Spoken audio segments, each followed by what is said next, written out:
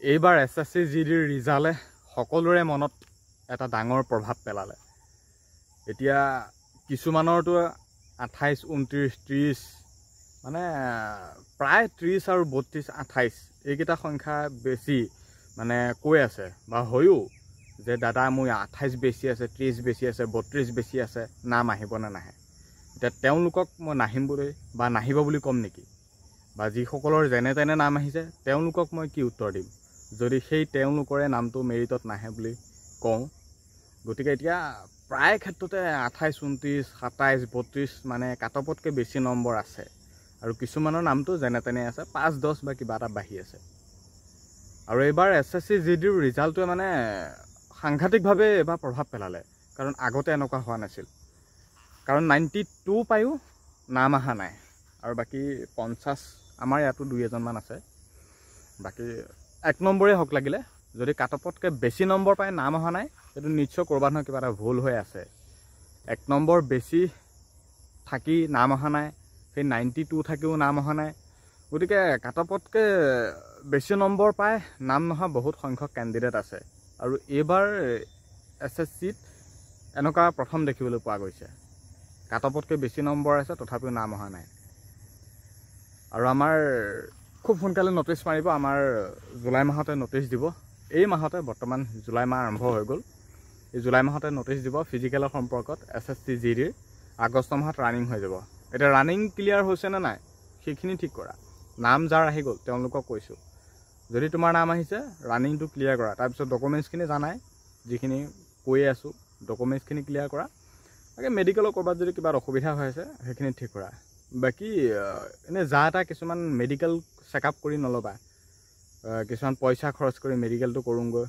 বাকী যিকোনো ক্ষেত্ৰত মেডিকেলটো তোমালোকে যদি ক'ৰবাত কৰিছা, বাকী মই কিবা এটা পইণ্ট অসুবিধা পাইছোঁ, ডক্টৰৰ পৰামৰ্শ লৈহে মেডিকেল কৰাবা। বেলেগৰ তাত য'তে ত'তে মেডিকেল কৰাবলৈ নাযাবা। প্ৰি মেডিকেলৰ কথা কৈছোঁ, ডক্টৰৰ পৰামৰ্শ ল'বা, ডক্টৰৰ চিকিৎসা মতেহে মেডিকেলসমূহ কৰিবা।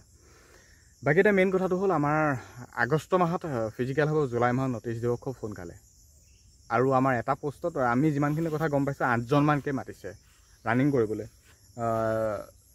আমাৰ এইবাৰ পোষ্ট আছে SSC GDত 5678টা, ধৰি ল'লোঁ 5000 পোষ্ট আছে।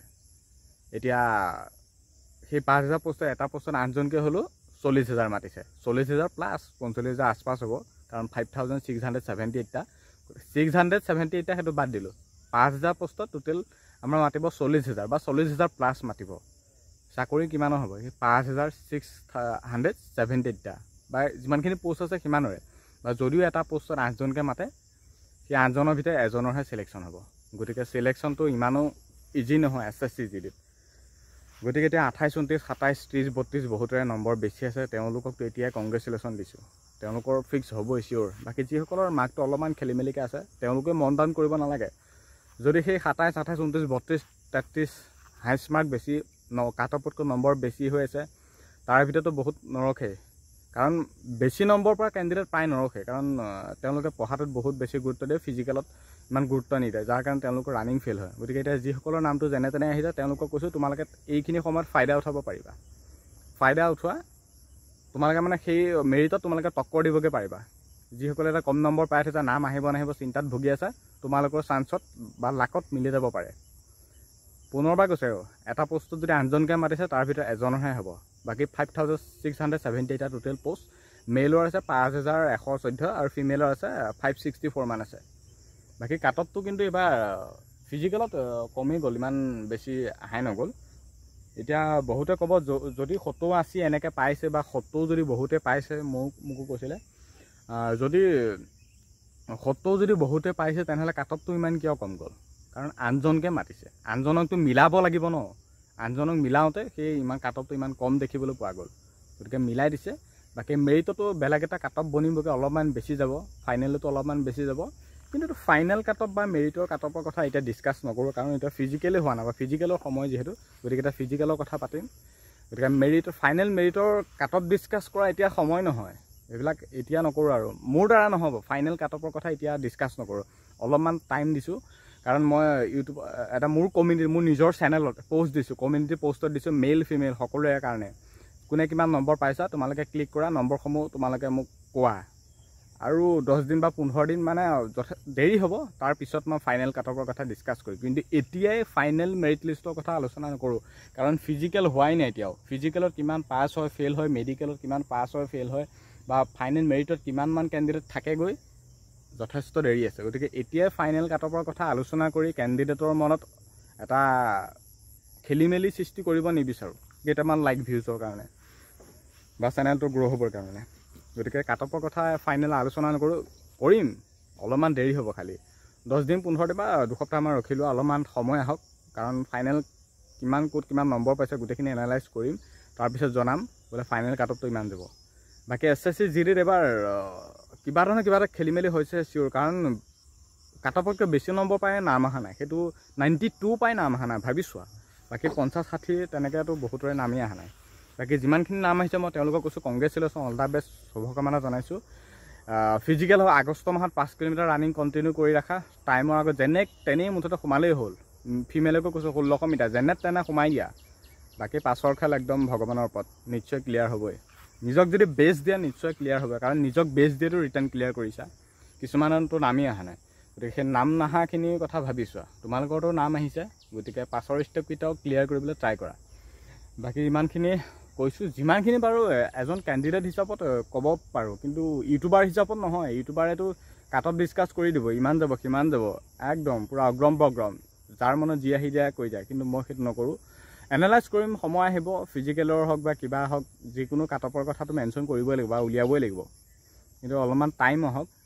বাকী কৈছোঁ ৰানিংখিনি কণ্টিনিউ কৰি ৰাখা, খুব সোনকালে হ'ব। মাজত মানে এটা মাহ, জুলাই মাহ ষ্টাৰ্ট হৈ গ'ল, এতিয়া 27 বেছি আছে, 28 বেছি আছে, নাম আহিব নাহিব টেনশ্যন একদম লৈ নাথাকিবা, ডাউন নকৰিবা, মন ডাউন নকৰিবা।